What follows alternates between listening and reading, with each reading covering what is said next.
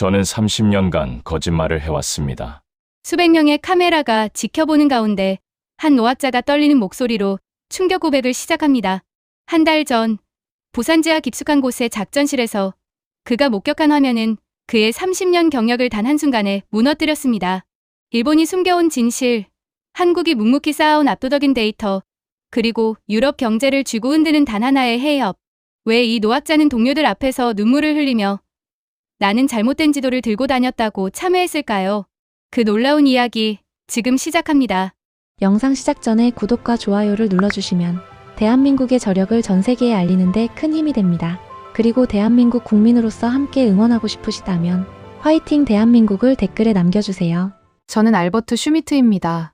독일 베를린에서 60년 넘게 살아온 과학자이자 분석관이죠.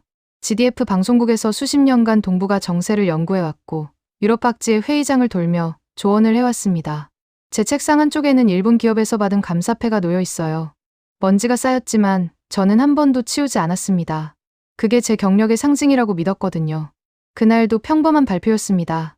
베를린 EU 에너지 안보 포럼이었죠. 회의장 천장에 샹들리에가 따뜻한 빛을 뿌리고 앞줄에 앉은 관료들은 제 슬라이드를 조용히 바라봤어요. 저는 마이크 앞에서 익숙한 문장을 읽었습니다. 아시아에서 믿을 수 있는 축은 여전히 일본입니다. 몇몇 청중이 고개를 끄덕였어요. 당연하다는 표정이었죠. 저도 그랬거든요. 일본은 G7이고 기술 선진국이며 유럽과 오랜 파트너였으니까요. 한국은요. 슬라이드 한 장에 잠깐 나왔습니다. 빠르게 성장하는 준 선진국이라는 설명과 함께요. 저는 그 표현이 정확하다고 생각했습니다. 발표가 끝나고 박수가 이어졌어요. 손뼉 소리가 회의장을 채우는 동안 저는 노트북을 덮으려다가 멈췄습니다. 새 메일 알림이 떠 있었거든요. 발신인 이름이 낯설었어요. 서지훈. 한국 출신 연구원이라고 적혀 있더군요. 제목도 이상했습니다. 선생님 발표에서 동북아 에너지 회랑의 핵심이 빠져 있었습니다. 저는 피식 웃었어요. 한국 연구원이 제게 뭘 가르치려는 건지 궁금했거든요. 메일을 열었더니 내용은 짧았습니다. 그런데 첨부된 그래프 몇 개가 눈에 걸렸어요. 위성 사진도 있었죠. 선박 추적 데이터였는데 제가 보던 유럽 자료보다 더 정밀해 보였습니다. 저는 화면을 확대했다가 다시 축소했어요. 손끝이 이상하게 차가웠죠. 뭐지, 이건? 저는 혼잣말을 했습니다. 며칠 뒤 브뤼셀 EU 본부에서 비공개 브리핑이 열렸어요. 저는 뒷자리에 앉아 커피를 마시고 있었습니다. 따뜻한 도자기 컵의 감촉이 손바닥에 전해졌죠. 그때 젊은 분석관 하나가 손을 들었어요. 호프만 박사님, 최근 동북아 해상회랑 관련해서 한국 측 데이터가 미국보다 정밀하다는 보고가 올라왔습니다. 검토해보셨습니까? 회의장이 조용해졌습니다. 저는 컵을 내려놓으며 목소리를 가다듬었어요. 그건 아직 검증되지 않은 자료입니다. 제 대답은 단호했지만 손은 떨리고 있었습니다. 컵 손잡이를 너무 세게 쥐었는지 손가락 관절이 하얗게 변했어요. 제 마음속 어딘가에서 불편함이 올라왔죠. 처음 느끼는 감정이었습니다. 그날 밤 호텔로 돌아왔을 때 새 메일이 또 도착해 있었어요. 이번엔 한국 외교부였습니다. 정식 초청장이었죠. 서울과 부산의 에너지 해양 안보 인프라를 직접 보시고 평가해 주시기 바랍니다. 저는 침대 끝에 앉아 메일을 3번 읽었습니다. 창밖으로 베를린의 야경이 보였어요. 불빛들이 반짝이는 게 익숙했죠. 하지만 그날 밤, 그 익숙함이 제게 질문을 던졌습니다. 내가 정말 제대로 보고 있는 건가? 저는 책상 위 일본 감사패를 떠올렸습니다. 먼지 낀 그 금속판이 제 경력의 전부였어요. 손가락으로 마우스를 움직여 항공권 예약 페이지를 열었죠. 커서가 확인 버튼 위에서 멈췄습니다. 저는 숨을 한 번 크게 들이마셨어요. 그리고 클릭했습니다. 그 선택이 제 30년 커리어를 뒤집는 첫걸음이 될 줄은 몰랐죠. 인천공항에 내렸을 때 저는 혼란을 예상했습니다. 복잡하고 감정적인 아시아를 떠올렸거든요. 하지만 제가 본 풍경은 정반대였어요. 안내 표지판은 깔끔하게 정돈되어 있었고 입국 심사대는 조용했습니다. 줄이 빠르게 움직였죠. 심사관은 제 여권을 확인하고 도장을 찍었어요. 말이 없었습니다. 그 침묵이 오히려 인상적이었죠. 공항 출구에서 한 여성이 저를 기다리고 있었습니다. 짧게 자른 머리에 검은색 정장을 입은 중년 여성이었어요. 손에 든 명찰에는 제 이름이 적혀 있었죠. 슈미트 박사님이시죠? 저는 서윤아입니다. 외교부 에너지 해양안보 국장이에요. 서윤아는 악수를 청했습니다. 손이 차갑고 단단했어요. 저는 그녀의 눈을 봤죠. 말은 적었지만 시선이 흔들리지 않았습니다. 저는 순간 긴장했어요. 반갑습니다. 초청해 주셔서 감사합니다. 서윤아는 고개를 끄덕이고 차로 안내했어요. 말없이 걸었죠. 저는 그녀의 뒷모습을 보며 생각했습니다. 이 사람은 감정을 드러내지 않는구나. 서울 외교부 청사는 생각보다 조용했습니다. 복도를 걷는 동안 구두 소리만 울렸어요. 회의실 문이 열렸죠. 벽면 전체를 채운 대형 스크린이 눈에 들어왔습니다. 동부가 바다가 펼쳐져 있었어요. 빨간 선이 여러 겹 그어진 지도였죠. 서윤아는 리모컨을 들고 지도를 확대했습니다. 그리고 저를 똑바로 봤어요. 박사님께서는 지금까지 일본을 축으로 동북아 안보를 보셨습니다. 만약 이 회랑 하나가 72시간만 멈춘다면 일본과 유럽 경제에 어떤 일이 생길까요? 저는 대답을 망설였습니다. 손가락이 무의식 중에 펜을 돌리고 있었어요. 그동안 저는 일본의 항만과 해운 자료만 봐왔거든요.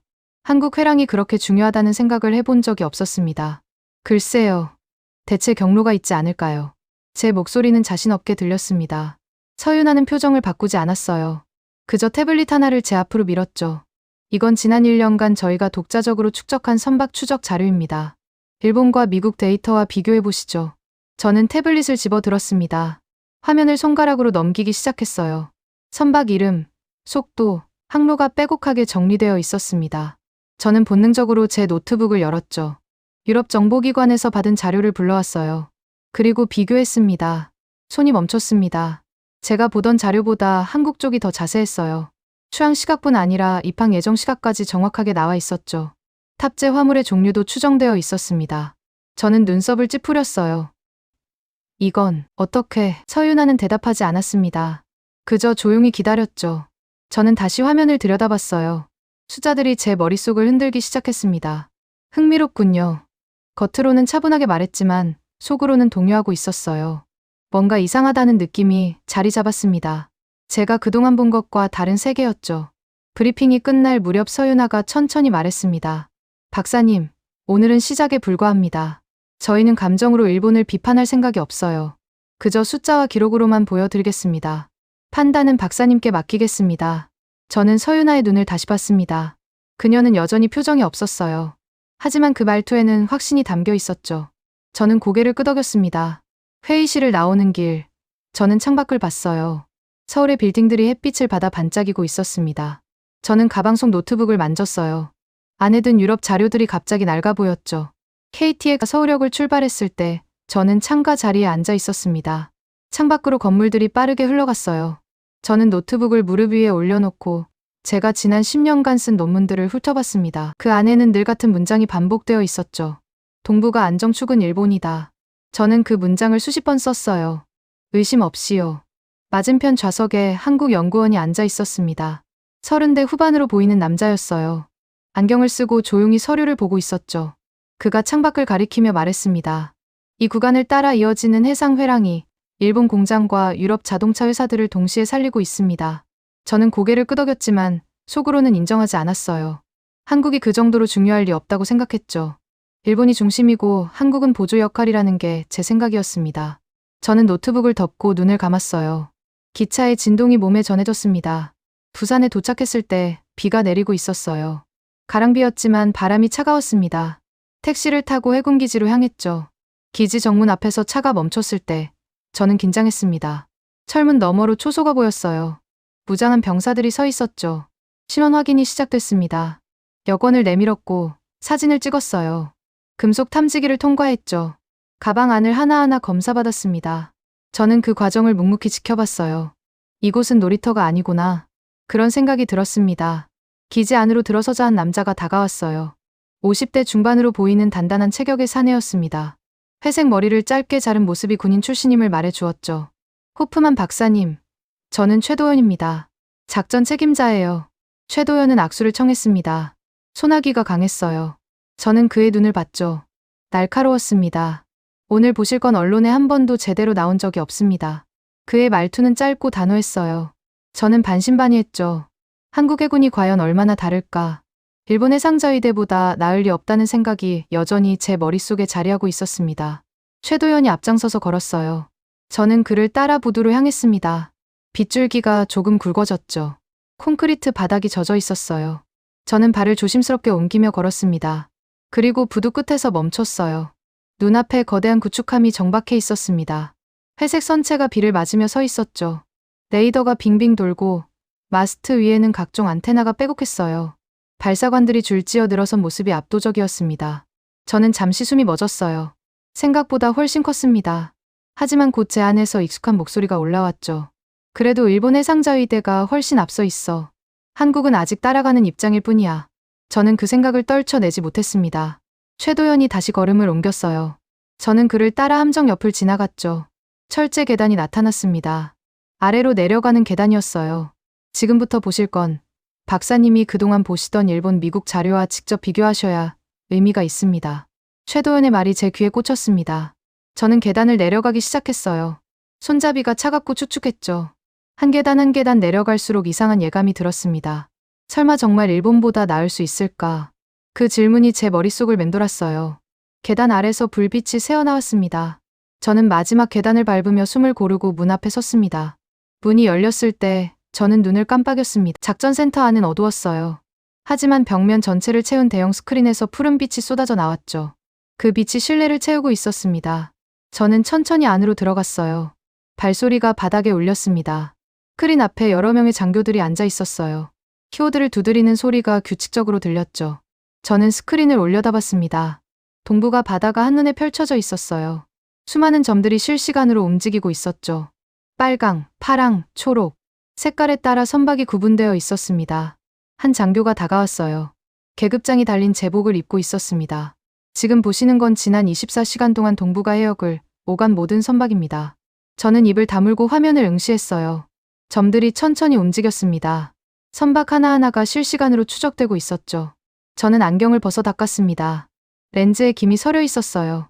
장교가 마우스를 몇 번 클릭했습니다. 화면이 바뀌었죠. 이번엔 일본 해상자위대 함정만 걸러진 화면이었어요. 함정 이름이 하나씩 떠올랐습니다. 출항시각, 입항시각, 심지어 탑재 추정 무장까지 표시되어 있었어요. 저는 본능적으로 가방에서 제 노트북을 꺼냈습니다. 손이 떨렸어요. 전원을 켜고 서구 정보기관에서 받은 데이터 파일을 열었죠. 화면을 양쪽으로 놓고 비교하기 시작했습니다. 숨이 막혔어요. 한국 측 자료가 더 자세했습니다. 제가 가진 정보에는 함정 이름과 대략적인 위치만 나와 있었어요. 하지만 이 화면에는 속도, 항로, 심지어 과거 7일간의 이동 경로까지 선으로 그려져 있었죠. 우리가 가진 정보보다 더 자세하군. 제 입에서 탄식이 새어나왔습니다. 최도연이 제 옆에 섰어요. 팔짱을 낀 채 말없이 화면을 바라봤습니다. 이건 시작입니다. 최도연이 다른 파일을 열었어요. 이번엔 합동훈련 당시의 지휘 체계도였습니다. 화면 중앙에 대마도 인근 해역이 확대되어 나타났죠. 저는 그 그림을 보며 눈을 가늘게 떴습니다. 제가 알던 구조와 달랐어요. 그동안 제가 본 자료에서는 일본이 이 해역의 주도권을 쥐고 있었습니다. 하지만 이 체계도에서는 한국이 실시간 상황 판단과 보고를 맡고 있었어요. 빨간 화살표가 한국 작전센터에서 각국 함정으로 뻗어나가고 있었죠. 이 구역에선 일본이 아니라 우리가 주도합니다. 최도연의 목소리가 낮고 단호했어요. 저는 말문이 막혔습니다. 손가락이 무의식 중에 노트북 키보드를 두드렸죠.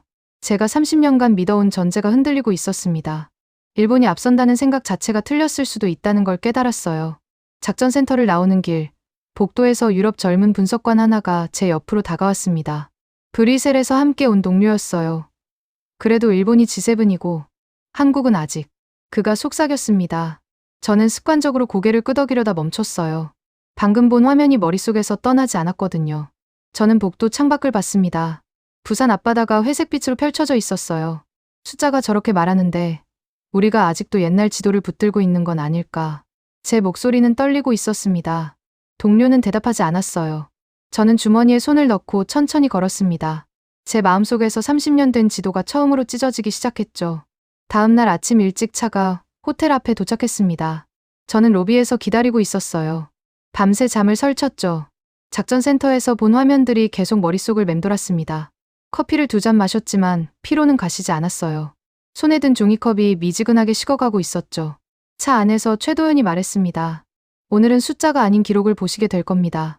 저는 고개를 끄덕이며 창밖을 봤어요. 부산 거리가 아침 햇살을 받고 있었습니다. 출근하는 사람들이 인도를 걸었죠. 평범한 풍경이었어요. 하지만 제 마음은 평범하지 않았습니다. 해군 역사연구소는 언덕 위에 자리하고 있었어요. 회색 건물이 나무들 사이에 서 있었습니다. 차에서 내리자 바람이 불었죠. 소나무 향기가 코끝을 스쳤어요. 저는 깊게 숨을 들이마셨습니다. 건물 입구에서 한 남자가 우리를 기다리고 있었어요. 50대 초반으로 보이는 사내였습니다. 안경을 쓰고 갈색 스웨터를 입고 있었죠. 손에는 두꺼운 파일 하나를 들고 있었어요. 호프만 박사님, 저는 김정현입니다. 이곳 역사연구소에서 일하고 있어요. 김정현은 부드럽게 웃으며 악수를 청했습니다. 손이 따뜻했어요. 학자의 손이었죠. 저는 그의 얼굴을 봤습니다. 눈가에 주름이 있었지만 눈빛은 또렷했어요. 반갑습니다. 오늘은 무엇을 보게 되는 건가요? 진실입니다. 오랫동안 묻혀있던 것들이죠. 김정현의 대답이 간결했습니다. 저는 그를 따라 건물 안으로 들어갔어요. 복도는 조용했습니다. 벽에는 오래된 사진들이 걸려 있었죠. 흑백 사진 속 군함들이 세월의 흔적을 간직하고 있었어요. 지하로 내려가는 계단이 나타났습니다. 김정현이 카드를 대자 철문이 열렸어요. 차가운 공기가 솟아나왔습니다. 저는 재킷 앞자락을 여미며 계단을 내려갔죠. 문서 보관실은 예상보다 넓었습니다. 천장이 높았고 벽을 따라 철제 선반들이 빼곡하게 늘어서 있었어요. 온도계가 벽에 걸려 있었죠. 섭씨 18도를 가리키고 있었습니다. 습도계도 보였어요. 50%. 문서 보존에 최적화된 환경이었습니다. 모든 기록은 온도와 습도를 일정하게 유지해야 합니다. 역사는 환경에 민감하거든요. 김정현이 선반 사이를 걸으며 말했어요. 저는 그를 따라갔습니다. 발소리가 바닥에 울렸죠. 선반 위에는 상자들이 정돈되어 있었어요. 각 상자마다 날짜와 분류번호가 적혀 있었습니다. 김정현이 멈춰 섰습니다. 한 선반 앞이었어요. 그는 장갑을 끼고 상자 하나를 꺼냈습니다. 조심스러운 손놀림이었죠. 상자를 테이블 위에 올려놓고 뚜껑을 열었어요. 안에는 낡은 문서들이 들어 있었습니다. 종이가 누렇게 변색되어 있었어요. 김정현은 그중 하나를 집어들었죠. 흰 장갑을 낀 손가락이 종이 모서리를 조심스럽게 잡고 있었습니다. 이건 60년대 후반의 동아시아 해도입니다. 당시 일본 해상보안청에서 작성한 거예요. 김정현이 지도를 펼쳤습니다. 저는 몸을 숙여 들여다봤어요. 지도 위에 빨간 선들이 그어져 있었습니다. 해상 항로였죠.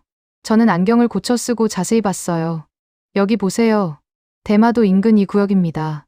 김정현의 손가락이 지도 한 지점을 가리켰습니다. 저는 그 부분을 응시했어요. 작은 글씨로 일본어 메모가 적혀 있었죠. 이게 뭐라고 쓰여 있나요? 취약 구역. 대체 경로 필요라고 적혀 있습니다. 저는 숨을 멈췄어요. 취약 구역. 일본이 스스로 인정했다는 얘기였습니다. 김정현이 다른 문서를 꺼냈어요. 이번엔 타자기로 친 문서였습니다. 이건 70년대 초 일본 외무성 내부 보고서의 사본입니다. 저희가 구할 수 있었던 건 순전히 운이었죠. 한 은퇴한 일본 외교관이 개인적으로 넘겨준 거예요. 저는 문서를 받아들었습니다. 일본어였지만 영어 번역본이 함께 첨부되어 있었어요. 저는 영어 번역본을 읽기 시작했습니다. 특정 해상 회랑의 차단 시 일본 경제에 미치는 영향 분석. 제 목소리가 떨렸습니다. 계속 읽어 내려갔어요. 예상 피해 기간 72, 시간 이내 생산 라인 마비율 60%. 손이 떨리기 시작했습니다. 문서를 테이블 위에 내려놓았어요. 김정현이 조용히 말했습니다. 일본은 알고 있었습니다. 처음부터요. 다만 그 사실을 외교 문서 깊숙이 묻어두었을 뿐이죠. 공개석상에서는 한 번도 인정하지 않았어요. 저는 의자를 당겨 앉았습니다. 다리에 힘이 풀렸거든요. 제가 그동안 본 모든 일본 자료들이 머릿속을 스쳐 지나갔어요. 학술지, 정부 보고서, 언론 기사. 그 어디에도 이런 내용은 없었습니다. 왜 이걸 숨긴 겁니까? 제 질문에 김정현은 잠시 침묵했어요. 그리고 천천히 입을 열었습니다. 정치입니다. 인정하는 순간 협상 카드를 잃으니까요. 일본은 강한 척해야 했어요. 그게 전후 일본이 택한 전략이었죠. 저는 고개를 숙였습니다. 손으로 얼굴을 문질렀어요. 이마에 땀이 배어 있었습니다. 보관실은 시원했지만 제 몸은 뜨거웠죠. 김정현이 다른 상자를 열었습니다. 이번엔 편지들이 들어 있었어요. 손으로 쓴 편지였습니다.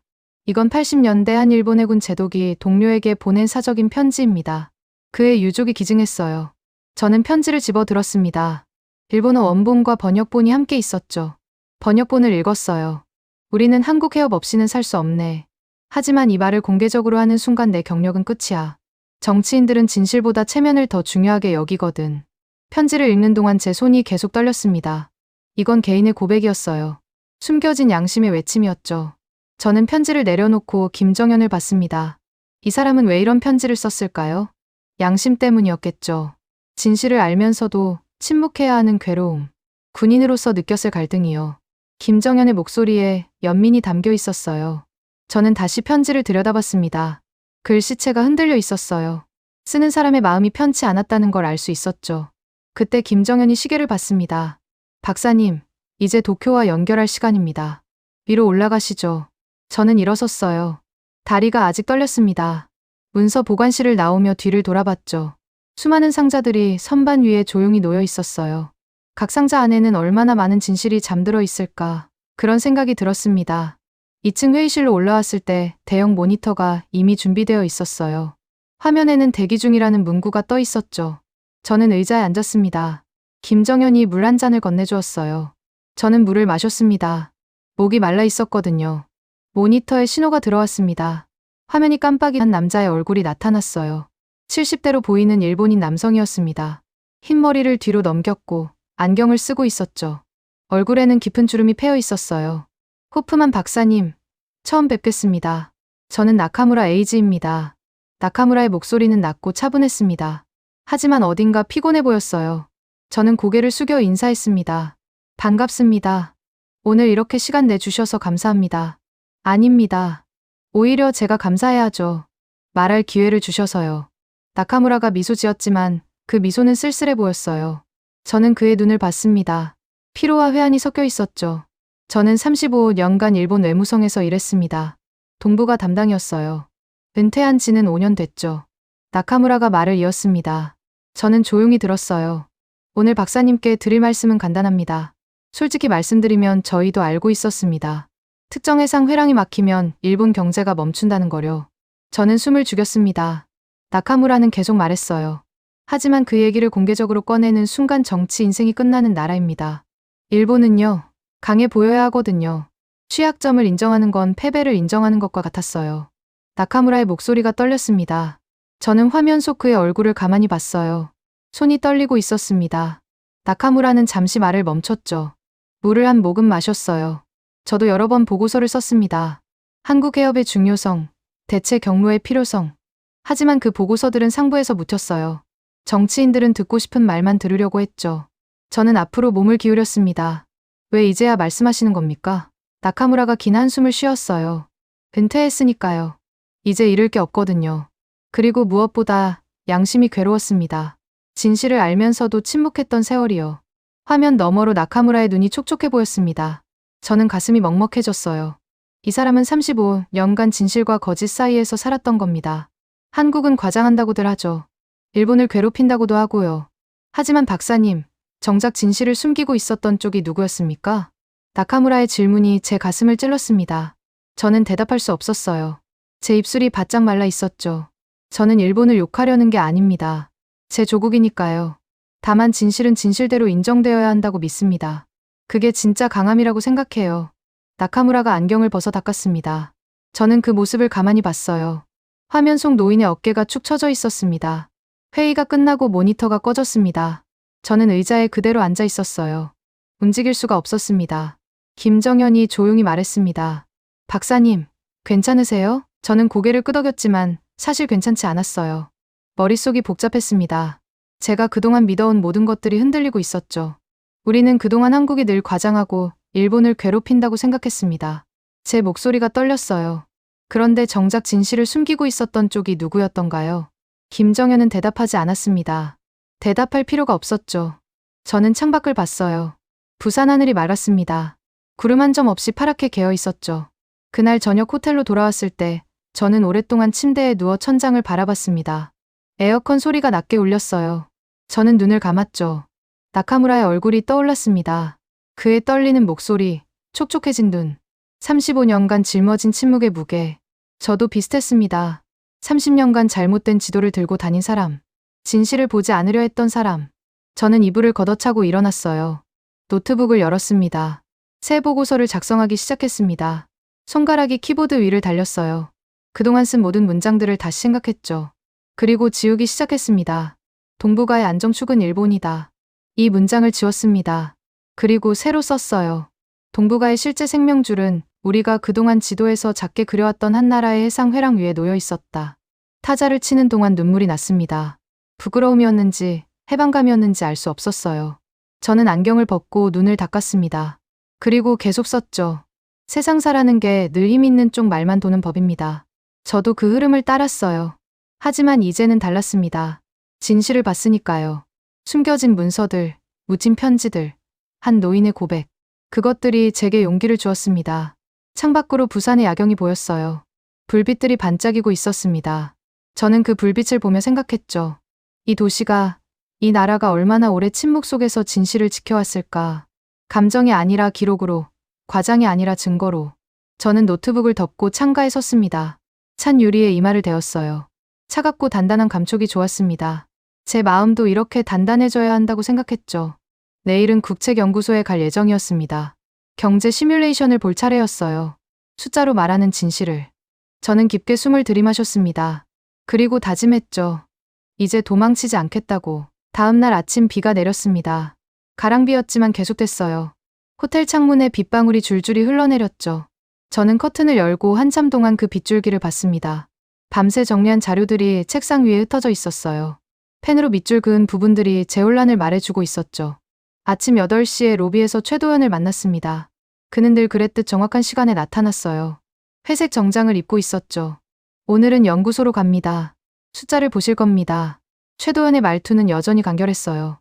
저는 고개를 끄덕이고 차에 올랐습니다. 창밖으로 부산거리가 흘러갔죠. 우산을 쓴 사람들이 인도를 걷고 있었어요. 평범한 출근 풍경이었습니다. 차는 해운대 방향으로 향했어요. 30분쯤 달렸을까요? 현대적인 건물 하나 앞에서 차가 멈췄습니다. 유리로 된 외벽이 비에 젖어 반짝이고 있었어요. 건물 입구에는 동부가경제연구원이라는 간판이 붙어 있었죠. 로비는 넓고 조용했습니다. 대리석 바닥이 매끄러웠어요. 우리를 안내하는 직원이 엘리베이터로 이끌었습니다. 12층 버튼을 눌렀죠. 엘리베이터가 조용히 올라갔어요. 귀가 먹먹해졌습니다. 문이 열렸을 때 한 여성이 우리를 기다리고 있었어요. 40대 초반으로 보이는 여성이었습니다. 짧은 단발머리에 검은테 안경을 쓰고 있었죠. 손에는 태블릿을 들고 있었어요. 호프만 박사님, 한지우입니다. 이곳 경제분석팀장이에요. 한지우는 악수를 청했습니다. 손이 작고 따뜻했어요. 하지만 악수는 단호했죠. 저는 그녀의 눈을 봤습니다. 날카로웠어요. 반갑습니다. 오늘은 무엇을 보게 되는 건가요? 만약을요. 만약을 숫자로 보여드리겠습니다. 한지우의 대답이 간결했습니다. 그녀는 복도를 따라 걸었어요. 우리는 그녀를 따랐죠. 복도 양쪽으로 사무실들이 늘어서 있었습니다. 키보드 두드리는 소리가 들렸어요. 사람들이 모니터 앞에서 일하고 있었죠. 회의실 문이 열렸습니다. 안으로 들어서자 거대한 스크린이 눈에 들어왔어요. 벽면 전체를 차지하고 있었습니다. 긴 테이블 주위로 의자들이 놓여 있었죠. 한지우가 리모컨을 들었어요. 앉으시죠. 저는 테이블 중앙 의자에 앉았습니다. 최도연은 제 옆에 앉았어요. 한지우는 스크린 앞에 섰습니다. 리모컨 버튼을 눌렀죠. 스크린에 지도가 떴습니다. 동부가 해역이었어요. 여러 색깔의 선들이 복잡하게 얽혀 있었죠. 해상 무역로였습니다. 한지우가 레이저 포인터로 특정 구역을 가리켰어요. 이 구역입니다. 대한해협이라고도 하고 한국해협이라고도 하죠. 폭이 가장 좁은 곳은 50km도 안 됩니다. 레이저 포인터의 빨간 점이 지도 위를 움직였어요. 저는 그 점을 따라 시선을 옮겼죠. 하루 평균 400척의 선박이 이곳을 통과합니다. 유조선, 컨테이너선, 화물선. 일본 경제의 생명줄이에요. 동시에 유럽으로 가는 아시아 물류의 핵심 통로죠. 한지우의 목소리는 감정이 없었어요. 그저 사실을 나열할 뿐이었죠. 저는 노트북을 열었습니다. 메모를 시작했어요. 오늘은 시뮬레이션을 돌려보겠습니다. 감정이 아니라 표로요. 한지우가 다음 슬라이드를 띄웠습니다. 각국 산업별 의존도를 정리한 그래프였어요. 일본, 한국, 중국, 독일, 프랑스. 나라별로 막대 그래프가 늘어서 있었죠. 숫자들이 빼곡했습니다. 첫 번째 시뮬레이션입니다. 이 회랑이 48시간 동안 완전히 봉쇄된다고 가정하겠습니다. 한지우가 마우스를 클릭했어요. 화면이 바뀌었습니다. 애니메이션이 시작됐죠. 해협이 붉은색으로 변했어요. 선박들의 움직임이 멈췄습니다. 첫 12시간. 화면 오른쪽에 숫자들이 떴어요. 실시간으로 변하는 수치들이었죠. 일본 자동차 공장 가동률 하락 시작. 부품 재고 소진 시작. 유럽향 선박 지연 발생. 한지우의 설명이 계속됐습니다. 저는 화면에 못 박힌 듯 앉아 있었어요. 손에 든 펜이 종이 위에서 멈춰 있었죠. 24시간. 붉은색이 더 짙어졌습니다. 그래프들이 급격히 떨어지기 시작했어요. 일본 주요 항만 체증 심화. 대체 항로 이용 시도 하나 거리 2점 상실. 물류 비용 30% 증가. 저는 침을 삼켰습니다. 목이 말랐어요. 하지만 물을 마실 여유가 없었죠. 48시간. 한지우가 멈춰 섰습니다. 화면을 가만히 바라봤어요. 저도 화면을 봤죠. 그래프 위에서 일본을 나타내는 파란 막대가 바닥까지 떨어져 있었습니다. 일본 자동차 공장 70% 가동 중단. 전자제품 생산 라인 60% 마비. 유럽으로 향하는 부품 공급 끊김. 한지우가 마우스를 다시 움직였어요. 화면이 확대됐습니다. 이번엔 유럽 지도가 나타났죠. 독일이 강조되어 있었어요. 여기가 중요합니다. 한지우의 목소리에 무게가 실렸습니다. 독일 자동차 공장들. 박사님께서 자문하시는 그곳들이죠. 일본산 정밀 부품에 의존하는 생산 라인이 몇 개나 됩니까? 저는 대답할 수 없었어요. 알고 있었거든요. 숫자를 정확히 알고 있었습니다. 하지만 입이 떨어지지 않았죠. 한지우가 대신 답했습니다. 43개 생산 라인입니다. 독일 전체 자동차 생산량의 55%를 차지하는 라인들이에요. 화면 위에서 독일 깃발과 일본 깃발이 나란히 떴습니다. 그리고 동시에 붉게 깜빡이기 시작했어요. 경고등 같았죠. 저는 본능적으로 안경을 벗었습니다. 눈을 문질렀어요. 하지만 화면은 그대로였죠. 이건 단순 추정이 아닙니다. 한지우가 태블릿을 들어 올렸어요. 화면을 스크린에 미러링했죠. 엑셀 파일이 떴습니다. 숫자들이 빼곡하게 들어차 있었어요. 지난 3년간 선박 운항 데이터, 각국 산업별 부품 의존도, 재고 회전율, 대체 항로 소요 시간, 모두 실제 데이터입니다. 추측이 하나도 섞이지 않은 팩트예요. 저는 앞으로 몸을 기울였습니다. 테이블에 손을 짚었어요. 화면 속 숫자들을 하나하나 읽기 시작했죠. 선박명, 화물 종류, 출발지, 도착지, 모든 게 상세했습니다. 제 가슴이 두근거렸어요. 이건 더 이상 남의 이야기가 아니었습니다. 제가 자문하는 독일 공장들이었어요. 제가 보고서를 쓰는 그 회사들. 제 이름이 들어간 조언으로 움직이는 생산 라인들. 보십시오. 한지우가 다른 화면을 띄웠습니다. 사진들이었어요. 독일 볼프스부르크 공장, 슈투트가르트 공장. 익숙한 건물들이었죠. 저는 그곳들을 방문한 적이 있었습니다. 이 공장들이 48시간 만에 멈춥니다. 일본산 부품이 끊기면요. 한지우의 말이 제 귀를 때렸어요. 저는 의자 등받이에 몸을 기댔습니다. 숨이 가빠졌죠. 그럼 대체 경로는 없습니까? 다른 방법은? 제 목소리가 떨렸습니다. 한지우는 고개를 저었어요. 물론 있습니다. 태평양을 크게 돌거나 북쪽 항로를 쓰거나. 하지만 시간이 2배 이상 걸립니다. 비용은 30에서 50% 증가하고요. 그 시간 동안 공장은 멈춰 있어야 해요. 한지우가 의자를 당겨 앉았습니다. 저와 눈을 마주쳤어요. 박사님, 우리는 일본을 무너뜨리려는 게 아닙니다. 그녀의 목소리에 감정이 실리지 않았어요. 담담했죠. 단지 이 구조를 이해하지 못한 채 정치적 발언을 계속하면 결국 피해는 전 세계가 같이 보게 된다는 걸 경고하고 싶을 뿐입니다. 저는 한지우의 눈을 봤습니다. 흔들림이 없었어요. 이 사람은 진심으로 그렇게 믿고 있었죠. 복수가 아니라 경고, 감정이 아니라 시스템. 저는 완전히 인정할 수밖에 없었습니다. 이 나라는 감정이 아니라 데이터를 쌓아왔군요. 제 혼잣말이 회의실에 울렸어요. 한지우는 대답하지 않았습니다. 최도연도 침묵했죠. 침묵이 대답이었습니다. 한지우가 마지막 슬라이드를 띄웠어요. 간단한 문장 하나가 적혀 있었습니다. 팩트는 편을 들지 않는다. 저는 그 문장을 오래 바라봤습니다. 팩트는 편을 들지 않는다. 맞는 말이었어요. 제가 편을 든 거죠. 일본 편을. 이유 없이, 습관적으로. 회의가 끝나고 저는 회의실에 혼자 남았습니다. 한지우와 최도연은 잠시 밖에서 기다려주겠다고 했어요. 저는 테이블에 앉아 노트북을 열었습니다. 손이 떨렸죠.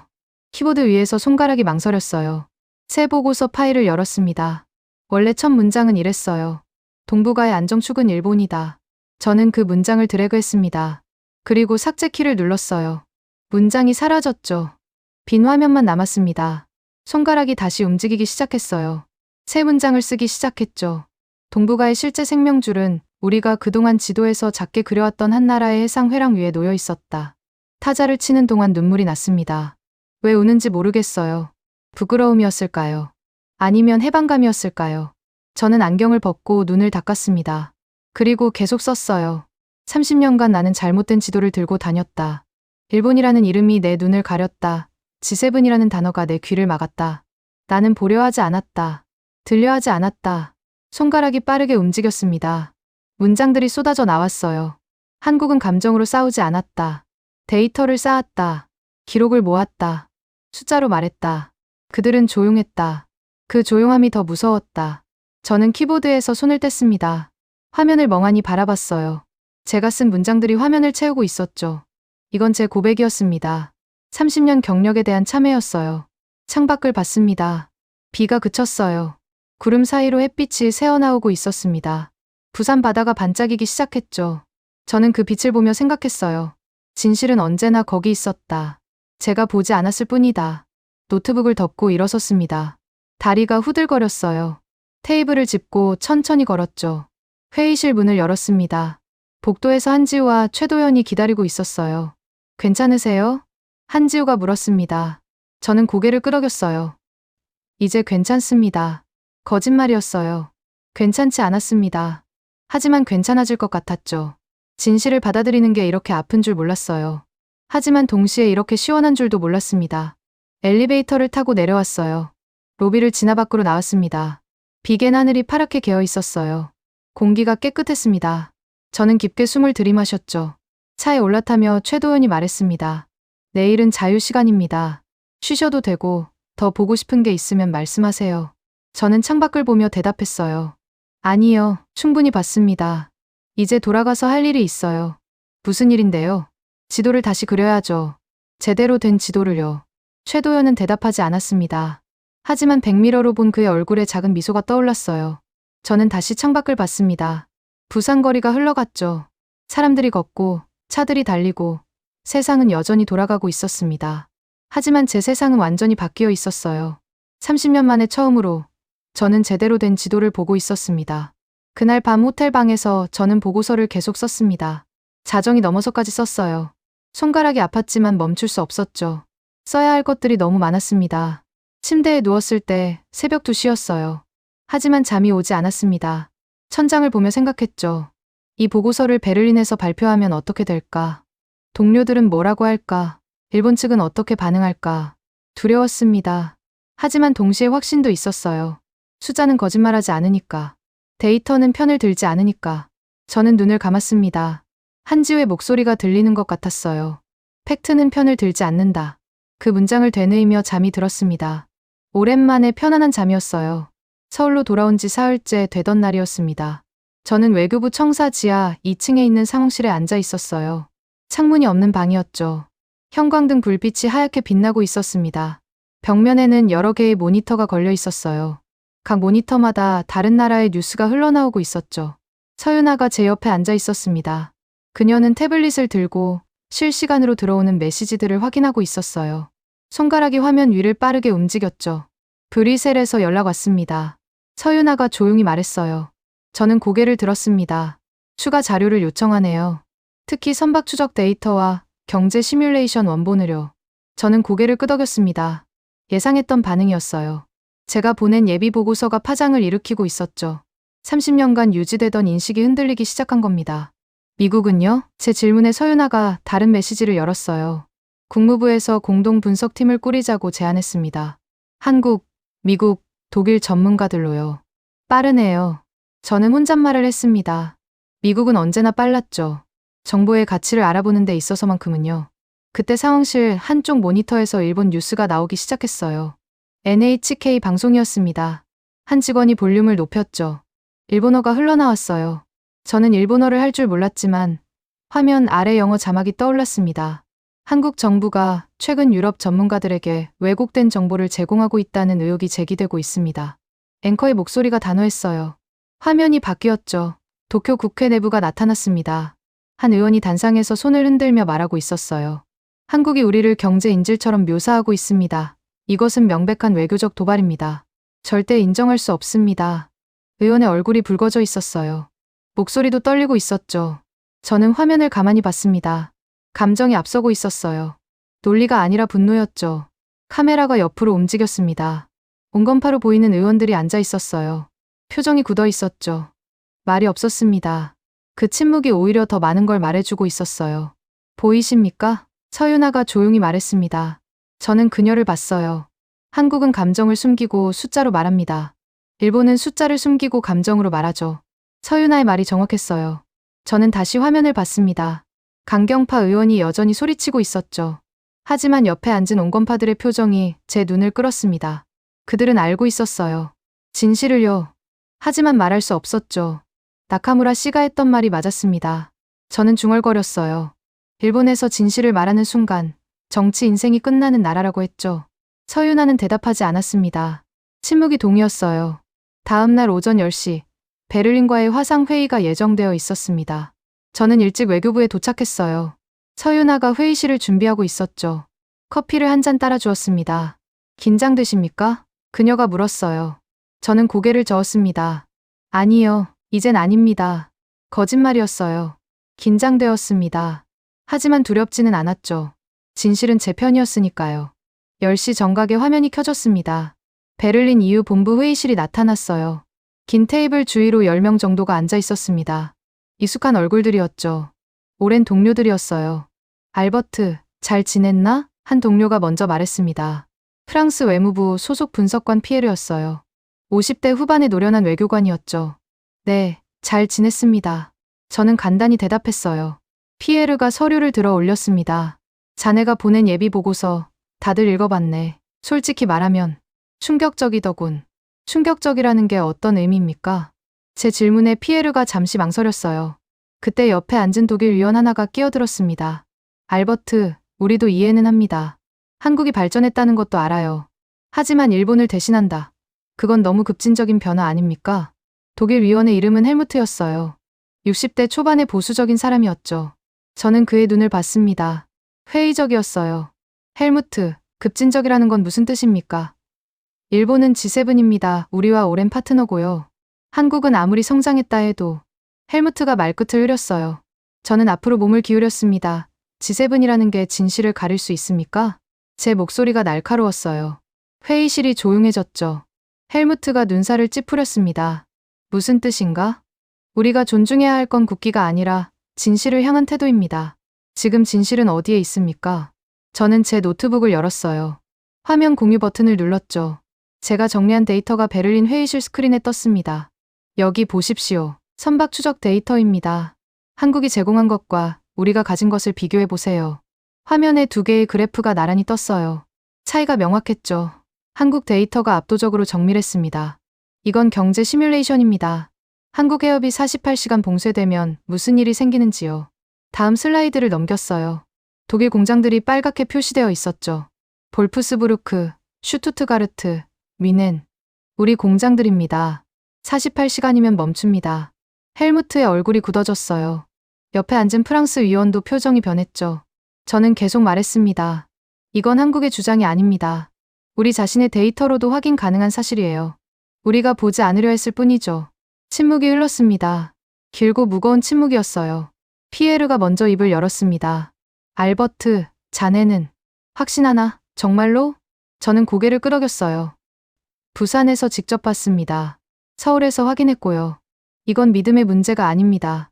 확인 가능한 팩트예요. 피에르가 긴 한숨을 쉬었습니다. 펜을 돌리고 있었어요. 그의 습관이었죠. 고민할 때 항상 그랬습니다. 문제는 정치야. 피에르가 조심스럽게 말했어요. 일본과의 관계를 생각해야 하네. 갑자기 한국으로 축을 옮기면 그게 바로 문제입니다. 저는 피에르의 말을 끊었어요. 실례였지만 참을 수 없었죠. 우리는 정치 때문에 진실을 외면해왔습니다. 일본을 배려한다는 명목으로 숫자를 무시했어요. 그 결과가 뭡니까? 우리 스스로를 속인 겁니다. 헬무트가 입을 열었어요. 하지만 알버트, 헬무트, 저는 그를 똑바로 봤습니다. 당신 손자가 자동차 회사에서 일하죠. 볼프스부르크 공장에서요. 헬무트가 움찔했어요. 저는 계속 말했습니다. 그 공장이 멈추면 당신 손자는 어떻게 됩니까? G7이라는 단어가 그 공장을 지켜줍니까? 헬무트는 대답하지 못했어요. 저는 화면을 다시 공유했죠. 이번엔 일본 국회 영상이었습니다. 이게 어제 일본 국회 장면입니다. 보십시오. 감정만 앞서고 있어요. 데이터는 없습니다. 논리도 없죠. 그저 분노만 있을 뿐이에요. 강경파 의원이 소리치는 장면이 재생됐습니다. 베를린 회의실의 동료들이 화면을 조용히 봤어요. 이제 한국을 보시죠. 저는 다른 영상을 틀었습니다. 서윤아가 준비해준 자료였어요. 한국 외교부 브리핑 장면이었죠. 담당자가 차분하게 데이터를 설명하고 있었습니다. 그래프와 수치들이 화면에 떴어요. 감정은 없었죠. 오직 팩트뿐이었습니다. 차이가 보입니까? 저는 물었어요. 한쪽은 감정으로 말합니다. 다른 쪽은 숫자로 말해요. 우리는 어느 쪽을 믿어야 합니까? 피에르가 펜을 내려놓았습니다. 깊은 한숨을 쉬었어요. 알버트, 자네 말이 맞아. 우리가 잘못 봤던 것 같네. 헬무트도 천천히 고개를 끄덕였습니다. 마지못해 하는 듯 보였지만 그래도 인정하는 거였어요. 그럼 어떻게 해야 하나? 연구위원 하나가 물었습니다. 저는 서윤아를 봤어요. 그녀가 작게 고개를 끄덕였죠. 긴급 컨퍼런스를 소집하십시오. 저는 베를린 동료들에게 말했습니다. 동부가 정책을 전면 재검토하는 컨퍼런스요. 각국 전문가들을 모으고 데이터를 공개하고 새로운 방향을 논의해야 합니다. 장소는? 베를린이 좋겠습니다. EU 본부에서요. 피에르가 메모를 하고 있었어요. 다른 위원들도 서류를 뒤적이기 시작했죠. 알버트, 헬무트가 조심스럽게 말했습니다. 자네가 기조연설을 맡아주겠나? 첫 발표자로 말이야. 저는 잠시 망설였어요. 기조연설. 그건 제 경력의 모든 것을 거는 일이었죠. 30년간 주장해온 모든 것을 뒤집는 순간이었습니다. 하겠습니다. 제 대답은 짧았어요.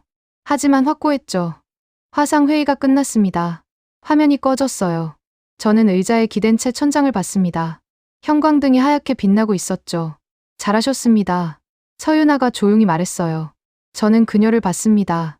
아직 시작에 불과합니다. 그래도 첫걸음을 떼셨어요. 가장 어려운 걸 하신 겁니다. 서윤아가 커피를 따라 주었습니다. 저는 커피를 받아 마셨어요. 미지근했지만 달콤했죠. 그날 저녁 저는 서울 거리를 걸었습니다. 호텔까지 택시를 타지 않고 걸어가기로 했어요. 생각을 정리하고 싶었거든요. 6월이었습니다. 날씨가 따뜻했어요.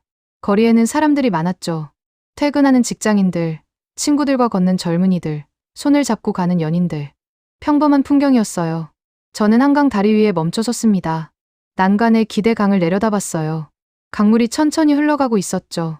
불빛들이 수면에 반사되어 반짝였습니다. 나는 30년 동안 잘못된 지도를 들고 다녔구나. 혼잣말이 입 밖으로 나왔어요.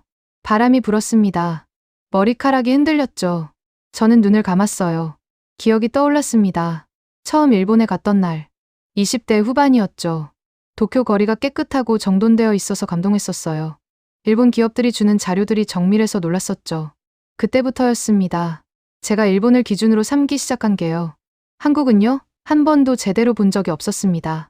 몇 번 학회에 왔었지만 공항과 호텔과 회의장만 봤었죠. 거리를 걷지 않았어요. 사람들을 만나지 않았습니다.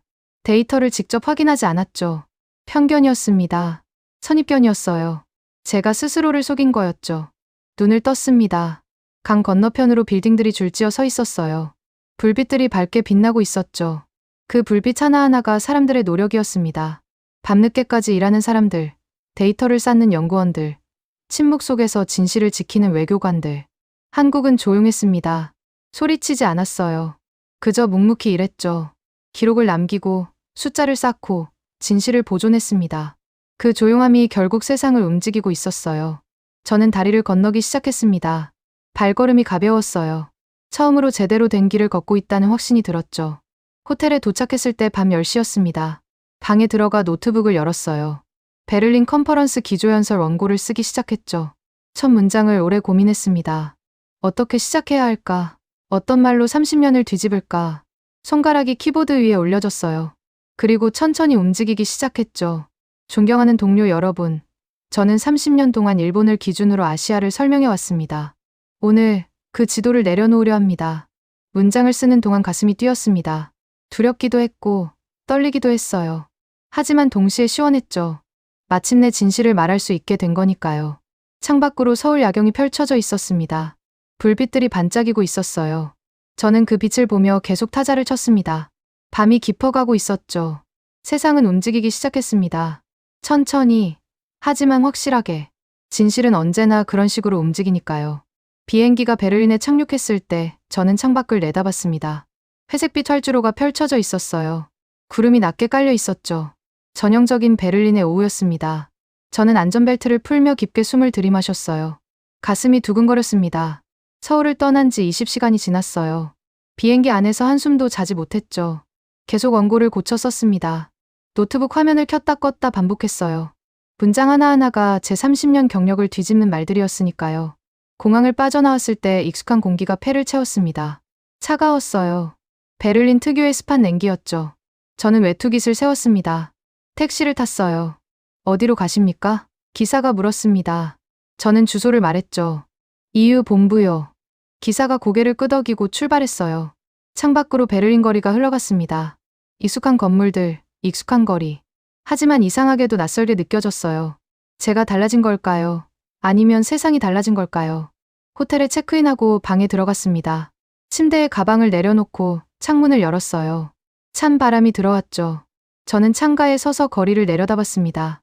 사람들이 걷고 있었어요. 차들이 지나갔죠. 평범한 일상이었습니다. 하지만 내일이면 이 평범함이 깨질 거예요. 제가 그 평범함을 깨뜨릴 겁니다. 30년간 유지되던 인식을, 익숙했던 지도를, 편안했던 거짓을. 노트북을 열었습니다. 원고를 다시 한번 읽었어요. 처음부터 끝까지. 손이 떨렸죠. 이 말들을 내일 정말 할 수 있을까? 동료들 앞에서, 카메라 앞에서, 세상 앞에서. 휴대폰이 울렸습니다. 문자였어요. 서윤아에게서 온 메시지였죠. 박사님, 잘 도착하셨나요? 내일 파이팅입니다. 저희는 믿습니다. 짧은 메시지였지만 힘이 났어요. 저는 답장을 보냈습니다. 감사합니다. 최선을 다하겠습니다. 그날 밤 저는 오래 잠들지 못했습니다. 천장을 보며 내일을 상상했어요. 연단 위에 서 있는 제 모습, 동료들의 얼굴, 떨어질지도 모를 박수 소리. 모든 게 불안했습니다. 새벽 5시에 일어났어요. 더 이상 누워있을 수 없었죠. 샤워를 하고 정장을 입었습니다. 거울 앞에 섰어요. 65년을 산 남자가 거울 속에서 저를 보고 있었죠. 주름진 얼굴, 흰 머리, 피곤한 눈. 하지만 그 눈에는 결심이 담겨 있었습니다. 할 수 있어. 거울 속 제게 말했어요. 목소리가 떨렸지만 또렷했죠. 아침 8시에 EU 본부로 향했습니다. 건물 앞에 도착했을 때 이미 사람들이 모여 있었어요. 기자들이 카메라를 들고 서 있었죠. 오늘 컨퍼런스가 얼마나 큰 관심을 받고 있는지 알 수 있었습니다. 로비를 지나 엘리베이터를 탔어요. 3층 버튼을 눌렀습니다. 엘리베이터가 올라가는 동안 거울에 비친 제 얼굴을 봤어요. 창백했죠. 손바닥에 땀이 배었습니다. 문이 열렸어요. 복도가 나타났죠. 저는 천천히 걸었습니다. 발소리가 복도에 울렸어요. 회의장 문 앞에 도착했습니다. 문 너머로 웅성거리는 소리가 들렸죠. 문을 열었습니다. 회의장 안은 이미 사람들로 가득했어요. 긴 테이블 주위로 각국 대표들이 앉아 있었죠. 뒷자리에는 기자들이 카메라를 설치하고 있었습니다. 정면 벽에는 대형 스크린이 걸려 있었어요. 알버트, 피에르가 손을 흔들었습니다. 저는 그에게 다가갔어요. 악수를 나눴죠. 준비됐나? 피에르가 조용히 물었습니다. 저는 고개를 끄덕였어요. 준비됐습니다. 거짓말이었어요. 전혀 준비되지 않았습니다. 하지만 해야 했죠. 단상 옆자리에 앉았습니다. 제 앞에는 물 한 잔이 놓여 있었어요. 저는 물을 마셨습니다. 목이 바짝 말라 있었죠. 손이 떨려서 컵을 내려놓을 때 소리가 났어요. 회의장이 점점 채워졌습니다. 독일 위원들, 프랑스 외교관들, 영국 분석가들, 익숙한 얼굴들이었어요. 30년간 함께 일해온 동료들이었죠. 그들 앞에서 제가 지금까지 한 모든 말들을 뒤집어야 했습니다. 뒷줄에 일본 대표단이 앉았어요. 5명 정도였죠. 표정이 굳어 있었습니다. 그들의 시선이 제게 꽂혔어요. 날카로웠죠. 저는 시선을 피했습니다.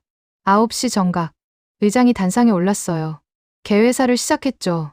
오늘 우리는 중요한 논의를 시작합니다. 동북아 에너지 안보에 대한 재평가. 첫 번째 발표자는 알버트 슈미트 박사입니다. 의장이 저를 봤어요. 저는 일어섰습니다. 다리가 후들거렸죠. 단상으로 걸어갔어요.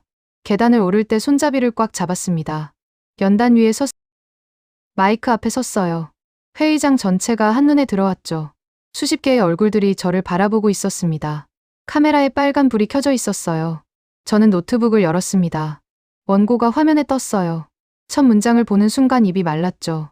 물을 한 모금 마셨습니다. 컵을 내려놓는 손이 떨렸어요. 마이크를 향해 입을 열었습니다. 존경하는 동료 여러분. 제 목소리가 회의장에 울렸어요. 떨리고 있었지만 마이크가 증폭시켰죠. 저는 30년 동안 일본을 기준으로 아시아를 설명해 왔습니다. 회의장이 조용해졌어요. 모두가 귀를 기울이고 있었죠. 오늘 저는 그 지도를 내려놓으려 합니다. 술렁임이 일었습니다. 저는 잠시 말을 멈췄어요. 회의장을 둘러봤죠. 놀란 표정들, 의아한 눈빛들, 회의적인 얼굴들. 모두가 저를 보고 있었습니다. 30년 전 저는 젊은 학자였습니다. 도쿄에 처음 봤을 때 저는 감동했어요. 깨끗한 거리, 정밀한 시스템, 친절한 사람들. 일본은 제게 아시아의 기준이 되었죠. 저는 천천히 말했습니다. 감정을 억누르며요. 그 후 30년간 저는 모든 보고서에 같은 문장을 썼습니다. 동북아의 안정축은 일본이다. 한국은 항상 각주에 불과했어요. 빠르게 성장하는 나라. 하지만 일본을 따라가는 나라. 일본 대표단이 고개를 끄덕이고 있었어요. 동의한다는 표정이었죠. 하지만 지난 한 달간 저는 한국에 다녀왔습니다. 서울과 부산을 방문했어요. 제가 본 것은 제가 예상했던 것과 완전히 달랐습니다. 저는 리모컨을 들었어요. 스크린에 첫 슬라이드를 띄웠죠. 부산 해군기지 작전센터 사진이었습니다. 이곳은 부산 작전센터입니다. 여기서 저는 실시간 선박 추적 시스템을 봤어요. 동북아 해역을 오가는 모든 선박이 화면에 떠 있었죠. 다음 슬라이드를 넘겼습니다. 선박 추적 데이터였어요. 이건 한국이 제공한 데이터입니다. 그리고 이건 우리가 가진 데이터죠. 두 화면을 나란히 띄웠어요. 차이가 명확했습니다. 보십시오. 한국 데이터가 압도적으로 정밀합니다. 선박 이름, 속도, 항로, 심지어 과거 7일간의 이동 경로까지 추적되어 있어요. 회의장이 웅성거렸습니다. 사람들이 앞으로 몸을 기울이고 있었어요. 저는 처음에 믿지 않았습니다. 한국이 우리보다, 일본보다 더 나은 시스템을 가졌다는 걸 인정하기 쉬웠죠. 제 목소리가 떨렸어요. 하지만 계속했습니다. 하지만 숫자는 거짓말하지 않습니다. 제가 직접 확인했어요. 제 노트북의 데이터와 비교했죠. 한국이 맞았습니다. 우리가 틀렸어요. 일본 대표단의 표정이 굳어졌어요. 하지만 저는 멈추지 않았습니다. 다음 슬라이드를 넘겼어요. 경제 시뮬레이션이었죠. 이건 한국국책연구원에서 받은 자료입니다. 한국 해협이 48시간 봉쇄될 경우의 시뮬레이션이에요. 애니메이션이 재생됐습니다. 해협이 붉게 변하고 그래프들이 떨어지기 시작했어요. 48시간. 단 이틀입니다. 일본 자동차 공장 70%가 멈춥니다. 독일 공장 43개 생산 라인이 마비돼요. 독일 위원들의 얼굴이 창백해졌어요. 헬무트가 펜을 떨어뜨렸죠. 볼프스부르크, 슈투트가르트, 뮌헨. 우리 공장들입니다. 여러분의 가족들이 일하는 곳이에요. 48시간이면 멈춥니다. 저는 잠시 말을 멈췄어요. 물을 마셨습니다. 회의장은 쥐죽은 듯 조용했죠. 저는 역사 자료도 봤습니다. 한국해군 역사연구소에서요. 다음 슬라이드를 띄웠어요. 오래된 일본 문서 사진이었습니다. 이건 70년대 일본 외무성 내부 보고서입니다. 여기 보십시오. 특정 해상 회랑의 차단 시 일본 경제에 미치는 영향. 예상 피해 60%. 회의장이 술렁였어요. 일본 대표 하나가 손을 들었지만 의장이 제지했죠. 일본은 알고 있었습니다. 처음부터요. 하지만 그 사실을 외교 문서 깊숙이 묻어뒀어요. 공개석상에서는 한 번도 인정하지 않았죠. 저는 일본 대표단을 봤습니다. 그들의 얼굴이 붉어지고 있었어요. 하지만 저는 계속했습니다. 저는 한일본 외교관과도 대화했습니다. 나카무라 에이지 씨, 35년간 외무성에서 일하신 분이죠. 화면에 나카무라의 인터뷰 영상이 재생됐어요. 그의 떨리는 목소리가 회의장에 울렸죠. 솔직히 말씀드리면 저희도 알고 있었습니다. 하지만 그 얘기를 공개적으로 꺼내는 순간 정치 인생이 끝나는 나라입니다. 영상이 끝났습니다. 회의장은 침묵에 잠겼어요. 무겁고 긴 침묵이었죠. 저는 마이크 앞으로 다시 섰습니다. 여러분, 저는 30년간 틀렸습니다. 일본이 앞서 있다고 믿었어요. 한국은 따라가는 나라라고 생각했죠. 하지만 진실은 달랐습니다. 제 목소리가 커졌어요. 한국은 감정으로 싸우지 않았습니다. 소리치지 않았어요. 그저 묵묵히 데이터를 쌓았죠. 기록을 모았습니다. 시스템을 구축했어요. 그리고 진실을 지켰습니다. 저는 회의장을 둘러봤어요. 일본은 감정으로 말합니다. 데이터는 없어요. 한국은 데이터로 말하죠. 감정은 없습니다. 우리는 어느 쪽을 믿어야 합니까? 아무도 대답하지 않았습니다. 대답할 필요가 없었죠. 답은 명확했으니까요. 마지막 슬라이드를 띄웠습니다. 간단한 문장 하나였어요. 미래는 진실을 말하는 쪽에 서 있다. 저는 원고를 덮었습니다. 마지막 말을 준비했어요. 동북아에서 우리는 한 나라를 과대평가했습니다. 그리고 또 다른 나라를 과소평가했어요. 제 목소리가 떨렸지만 단호했습니다. 감정에 갇힌 일본이 아니라 팩트와 미래를 향해 묵묵히 걸어온 한국. 이제 유럽이 손을 잡아야 할 파트너는 분명해졌습니다. 저는 깊게 숨을 들이마셨어요. 저는 30년간 잘못된 지도를 들고 다녔습니다. 오늘 그 지도를 버립니다. 그리고 새로운 지도를 그리기 시작합니다. 진실이 담긴 지도를요. 말을 마쳤습니다. 연단에서 물러섰어요. 회의장이 조용했죠. 너무 조용했습니다. 박수가 없었어요. 저는 순간 불안했습니다. 그때 한 사람이 일어섰습니다. 피에르였어요. 그가 박수를 치기 시작했죠. 천천히, 하지만 확실하게. 한 사람 두 사람 일어서기 시작했습니다. 박수가 커졌어요. 회의장이 박수 소리로 가득 찼죠. 저는 고개를 숙였습니다. 눈물이 났어요. 부끄러움인지 해방감인지 알 수 없었죠. 그저 눈물이 흘렀습니다. 자리로 돌아와 앉았습니다. 손이 떨리고 있었어요. 피에르가 제 어깨를 두드렸죠. 잘했네, 알버트. 정말 잘했어. 의장이 질의응답 시간을 열었습니다. 여러 손이 올라갔어요. 그중 일본 대표 하나가 일어섰습니다. 50대 후반의 남자였어요. 안경을 쓰고 있었죠. 슈미트 박사님. 그의 목소리가 떨렸습니다. 저는 도쿄대학 경제학과 교수 사토입니다. 사토는 잠시 말을 멈췄어요. 깊은 한숨을 쉬었죠. 솔직히 말씀드리면 저희도 알고 있었습니다. 회의장이 술렁였습니다. 사토가 계속 말했어요. 박사님께서 발표하신 내용 대부분 사실입니다. 우리 학계에서도 논의되어 온 내용이에요. 그가 목소리를 낮췄습니다. 인정하기 싫었을 뿐입니다. 일본이 한국에 의존한다는 걸 인정하는 순간 우리가 잃는 게 많다고 생각했죠. 자존심도 그렇고 정치적 입지도 그렇고. 사토가 안경을 벗어 닦았어요. 눈이 촉촉해 보였죠. 하지만 박사님 말씀이 맞습니다. 진실을 외면하는 건 결국 우리 모두를 망치는 길이에요. 저는 오늘 이 자리에서 인정하겠습니다. 한국 해협이 일본 경제의 생명줄이라는 것을요. 사토가 앉았습니다. 회의장이 다시 조용해졌어요. 무거운 침묵이었죠. 일본 학자의 고백이 모두의 가슴을 짓눌렀습니다. 의장이 회의 휴식을 선언했어요. 저는 복도로 나왔습니다. 창문 앞에 섰죠. 베를린 거리가 내려다 보였어요. 비가 내리기 시작했습니다. 가랑비였죠. 휴대폰이 울렸어요. 문자 알림이었습니다. 서윤아에게서 온 메시지였죠. 발표 생중계로 봤습니다. 감사합니다, 박사님. 짧은 메시지였어요. 하지만 그 뒤에 붙은 문장이 제 마음을 울렸습니다. 우리는 환호하지 않습니다. 진실은 언젠가 제자리로 돌아오니까요. 저는 미소 지었어요. 맞는 말이었죠. 한국은 끝까지 조용했습니다. 승리를 자축하지 않았어요. 그저 담담히 받아들였죠. 그 조용함이 진짜 강함이었습니다. 오후 세션이 시작됐어요. 각국 대표들이 토론을 이어갔죠. 독일, 프랑스, 영국, 미국 모두가 동북아 정책 재검토에 동의했습니다. 한국과의 협력 강화가 결의안에 포함됐어요.